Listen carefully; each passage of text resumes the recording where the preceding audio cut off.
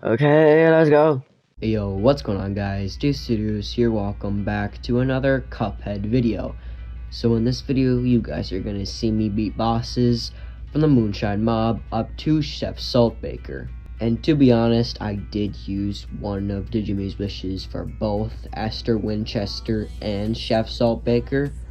So I apologize about that for people who don't like seeing me use Digimu's wishes, but to be fair, those bosses are not easy, especially for me for both Esther Winchester and Chef Saltbaker. In this video, you are also going to see me commentate more on all the bosses, explaining like my strategies through each phase, and just going in depth on if I like the boss or if I dislike the boss or anything in particular about that boss. And so yeah, hope you guys enjoy this video, and thank you guys so much for 330 subscribers. I just checked and we hit that amount today.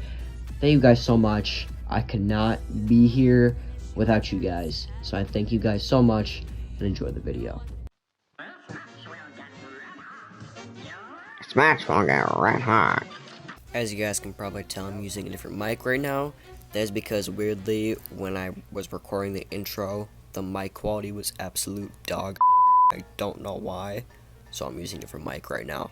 But yeah, the first phase of the Moonshine mob is very simple. You just have to kill this little spider guy, avoid the black bomb web things, destroy the caterpillar when it starts like bouncing around the screen, and kill little bugger flying guys.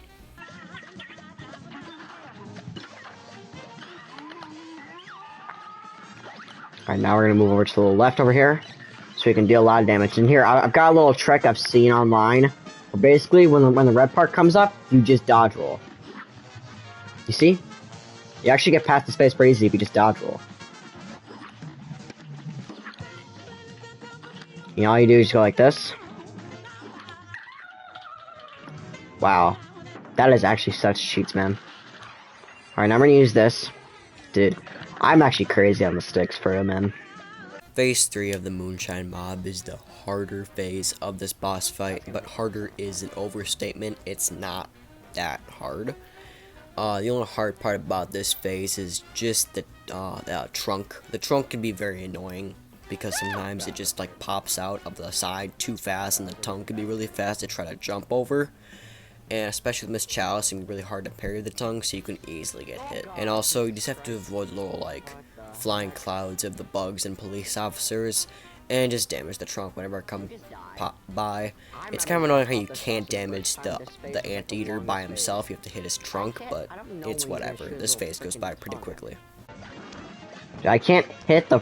Never mind, I'm just gonna fly on the screen until it breaks. Good, alright. Remember, it's fake knockout, don't get fooled by it. It's fake knock... Oh, shoot, I almost just died to that thing. And we are chilling! Ah. Wow, that's first try. That is actually super good. Wow. Alright. Time, 204. Parry's nothing. I'm not gonna get a high grade. Probably maybe a C+. B-. Crazy. Actually go down the sticks. Yeah. Because this boss is very hard to defeat. I hate this boss. So, yeah. I'm used to doing this on Esther Winchester because this boss is hard to defeat, and I hate this boss. I raged on this boss the first time I fought it. I hate this boss. Like I said, I hate Esther. The first phase of Esther Winchester is just so chaotic. There's a cactus, there's a bunch of flying things that shoot out things, like a bird that throws dynamite, and a little flying bug thing that shoots out a little spiky ball. There's a cactus that she reels in, and then she shoots out ink. It's just all super chaotic, and you have to avoid everything. It just all sucks in general. I hated this boss. Oh my god. Okay, this phase is where it just got me. This phase angered me so much. It reminds me of the cat bomb from Dr. Cal's phase. This is so annoying, man. Like, look at this. Alright. Probably should have used the coffee charm, honestly, now I think about it. Yeah, after this, I might switch over to the coffee charm. Do you see? Look at that, bro. Like, there's so much stuff on the screen. Jesus Christ. Phase 3 of Esther Winchester is the phase where you get to take a break, but a break is not really a break. It's just the easiest phase of Esther. The only two things that affect you are just she shoots out stakes, and some of them can be parried, and then the little like cans that like have wieners. Dude, I gotta think before I speak. Okay, there we go. This phase actually was like the hardest phase. I hated this phase so much, man. And then my commentary sums it up. I hate the final phase of Esther. It just sucks in general. I hate these stupid plane bosses where they put like so much stuff on the screen you have to like weave in and out of. Dr. Cal, Wally Warbles, and Esther, just stop doing this bullshit. Yes! That's 3 lives. That should be maybe an A. I'm not sure. That should be maybe an A. Come on. Okay. Parry. Perfect swim meter. That might... Come on, A minus. Oh, I wanted an A. So, I have a confession to make. I did die on this boss once. That's why I'm saying sorry. Anyways, the first phase of the Howling Aces is pretty straightforward. You're on a plane, you have to dodge all of the balls. What the fuck? And occasionally, he will drop down and use a cat to shoot out yarn balls. And he will also drop down from another side and shoot out, like, bones out of his tattoo. And one of them can be parried. They go from one side of the screen, then they come back around. Alright, there we go. Alright. Now it's, tea time. I have no idea why I said tea time. I think I've just gone insane at this point. But anyway, phase 2 of the Howling Aces is just, it's the easiest phase. You just have to dodge letters, which some are parryable, and then just don't jump into the dogs. But annoyingly, the crack shot can be kind of hard with this phase because the crack shot tracks where the, like, it's not exact, so it can make the phase longer than it should be. Here we go. Sorry. The final phase of the Howling Aces seems like it'd be very hectic, but in reality, it's not that hectic. Basically, between, like, there's 2 different attacks. So the first attack is where, like, the paws are holding the screen, and there's lasers coming out of little, like, paw beans, you could call them, I guess. And you have to dodge lasers, or you can parry them depending on what color they are. And the second part of phase 2 is where you get close to the dog, and the dog opens his mouth to reveal the pilot, and the pilot presses a bunch of buttons for red and yellow dog balls to fall out, and you have to jump or not jump depending on what color they are. Red goes over, you have to jump, and red and yellow goes over you, and you don't have to jump. Poggers, let's go! Wow! Yes! Mom probably hates me right now, but hey, I beat Cuphead. She didn't. Take that, Mom. Take that. Oh my god, I got an A. What? How is that an A? I don't deserve an A. I'm like stupid. Mortimer Freeze, and I'm gonna die. Just kidding, it's in Snow Cult. Go fall. Also, why does he lead a cult? That's my question. I mean, I'm not even sure. I'm not even sure if you can really talk about cults on Twitch. Mortimer Freeze is pretty chaotic. There's a lot of stuff going on each phase, but phase 1 has he spawns these little ice little cone things. Another attack is where he like throws down a whale, or I don't know where the heck he pulls a whale out of, 4th dimension. And another attack is where he uses little, like, I don't know, like, genie ball thing to spawn cards. Alright, phase 2. The second phase of Mortimer Freeze is also very chaotic. He turns into this abominable snowman demon thing, and he has, like, 4 different attacks. The first attack is where he can, like, roll across the bottom of the screen. The second attack is where he can jump across, like, the top of the screen. Another attack is where he turns into a refrigerator and shoots out icicles and little popsicle bat things, which these things are a pain to deal with. And the final attack is where he slams on the ground and has little knives just jump up from the bottom of the screen. Popsicle. God dang it, man. Okay. And the final phase of Mortimer Freeze is where he turns himself into a snowflake, and he's got 3 different attacks. The first attack is where he shoots out, or like pushes out his eyeball, which I don't know how the f he does that. And the eyeball shoots it out a laser like 4 times. The next attack is where like he comes out of the mouth of the snowflake and shoots up buckets, and when those buckets hit the side of the screen, they turn little mini moons. And the final attack is where his ghostly self flies around the screen, shoots out little ice cream cones. Jesus Christ. Oh, Mortimer Freeze, you are dead! Woo! Woo! That's like terrible. What is it? Okay, that's a B, but it's not a good way. It's not a good B. Not a good way. Not a good B. That was just trash, man. I see sugar cubes. That's great. Alright. So, I would go back to Chef Saltbaker, but I know Chef Saltbaker is going to take me so long. So I want to do this boss first, because I want to save the final boss, obviously, for last, so. When I first played the secret boss fight against Angel and Demon, I had so much trouble on it, but now that I know what to do, it's really simple. So basically, the only really thing that's like very game changing is that whichever way you're turning is where like each character is on. So the Angel is always behind you and the Demon is always in front of you. So if you turn left, the demon's gonna be in front of you. If you turn right, the demon's gonna be in front of you. So you always have to be cautious of that. So basically, the only attacks that can happen is the demon can shoot out little fireballs, and some of them can be parried. And he also can shoot out a firewall, which you have to either use for Cuphead as Smoke Dash, or Miss Chalice for Dodge Roll.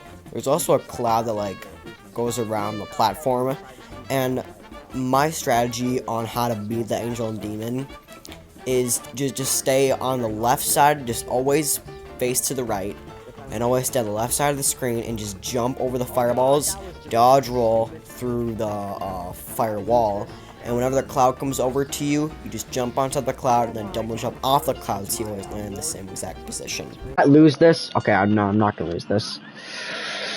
Horrible Night to Have a Curse is my award. You guys can't see it on the screen, obviously, but it's my achievement. Alright. And that's that done. Final wish. And now I've got lives until I die. Or until I win. Which obviously I'm going to win against Chef Saltbaker. Let's go. Imagine like I actually like don't have like extra lives on this boss. If so, that sucks. Alright, I'm gonna read this. Welcome back, you meddlesome brats. I didn't think you'd be back so soon. No matter, it's too late to stop me now. The one at the top will be my finest work yet. I shame I never told you about the most important secret ingredient. A living soul! While you suckers were out doing my bidding, I nabbed your little friend here. When his soul is baked into the one that the cosmic powers of the astral plane will be mine. Mugman, Miss Chalice, you gotta help me! But first I'll take those ingredients and then I'll use your head as serving dishes. Alright.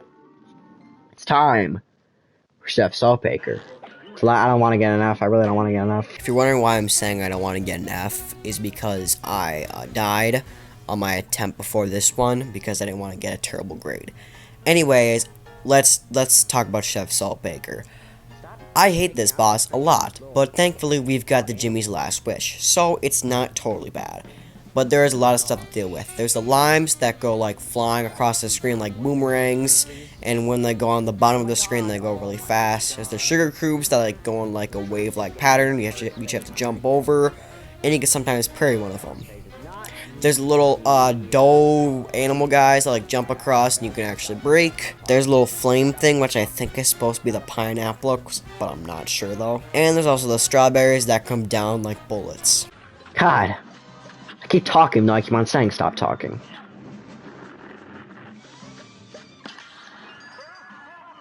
Oh, come on! Phase 2 of Chef Saltbaker is where you're gonna take a little bit of a break, but it's not really a break, it's just because it's easier. So there's really only like 2 things that can really affect you. Well, actually 3. There is the like cilantro that he throws down from the top of the screen and floats down to the bottom of the screen. There's the salt shakers that shoot out little mini, I don't know what these things are, and you can sometimes parry them. And there's also a little flame thing that is also very annoying, and it just jumps across the screen. But it's not that bad, though. It's not really that bad at all, actually. Phase, dude. That was just awful, bro. Phase 3, but technically Phase 3 and Phase 4, but in reality, Phase 3 is only like 5 seconds. We'll talk about it anyway. Phase 3 is where Chef Saltbaker like turns into a freaking ballerina statue, and it starts bouncing around the screen, and you have to avoid it, and you also avoid this little saw thing that's like going around. And the actual final phase is where there's like salt walls on the sides of the screen. You have to jump like on these little glass parts, which is like the edge of Chef Saltbaker's actual like salt shaker. So, and I really suck at this part because sometimes you can like try to jump, and I can sometimes miss the jump when I'm not double jumping, and just go straight to the floor and just take damage. It's so stupid. But luckily, I'm like cracked as, so I just easily beat this boss fight. Oh yeah, and watch this crazy thinking, and look how I saved the boss fight from dying. Like I said, I'm cracked. Get on my level, dumbass. Poggers. Hey, yo. I was gonna try to do it again, but at least we got it first try. So maybe in a later stream we can go back and just try to A rank every single boss, and then eventually S rank every boss. Hey, that ain't that bad, actually. That ain't that bad, Chief. That ain't that bad, actually. That's not that bad. Alright. I'm gonna just play out. I am gonna talk, though. I'm gonna say it. I'm not gonna do it in a voice, though. Cuphead! It sounded more like a voice. Thank goodness you're okay. That dastardly saltbaker, he had us hoodwinked the whole time. And now it's falling down. God zooks, this place is coming down. Let's get out of here. And eek! That was weird. Saltbaker. No, my bakery! Serves him right for duping us. But with the bakery destroyed, you're never gonna get that wonder chart, Chalice. That's okay. Some poor soul has to be sacrificed for me to live again. It just ain't worth it. But mark my words, boys, I'm never gonna stop searching. And in the meantime, if you ever find yourself in a scrape, I'm just one cookie bite away. Besides, who needs a Wonder Tongue when they can have two new best pals instead? Alright, I'm not gonna talk this, I'm just let it play out. Although the song is very good. It's funny.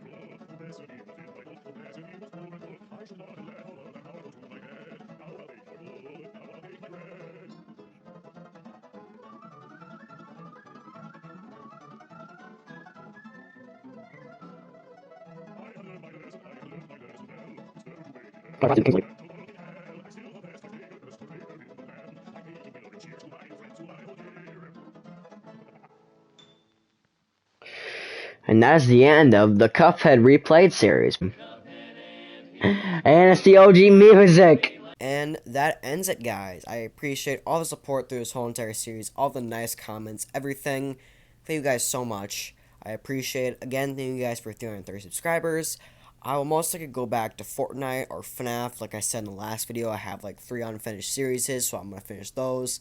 And like I also said, I'm going to try to do it before the movie comes out, because that would be like cool. And yeah, hope you guys have enjoyed this series. I also posted a poll on what Cuphead video I should do next. Please go respond to that. Don't worry, Cuphead won't be the main thing I do on my channel. It's just one of my favorite games that I hope to keep alive on this channel.